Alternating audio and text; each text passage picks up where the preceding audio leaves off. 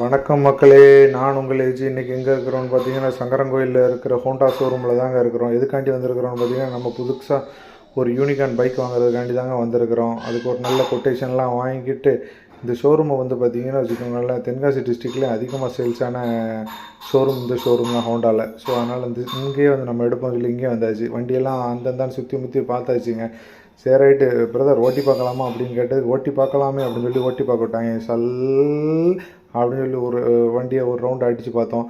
ஓரளவுக்கு ஸ்மூத்தாக தாங்க இருந்துச்சு. ரைட், ஓகே, இந்த வண்டியே இருக்கட்டும் பிரதர் அப்படின்னு சொல்லி எல்லாத்தையும் கன்ஃபார்ம் பண்ணிவிட்டு, இந்த சேஸ் நம்பரை எடுத்துக்கோங்க பிரதர், இந்த வண்டி எனக்கு ஓகே அப்படின்னு சொல்லிட்டு நேராக பில்லை கிட்ட போயாச்சுங்க. அங்கே காசை கொடுத்த உடனே அந்த பிரதர் காசை எடுத்து கடன்னு மிஷினில் போட ஆரம்பிச்சிட்டாரு.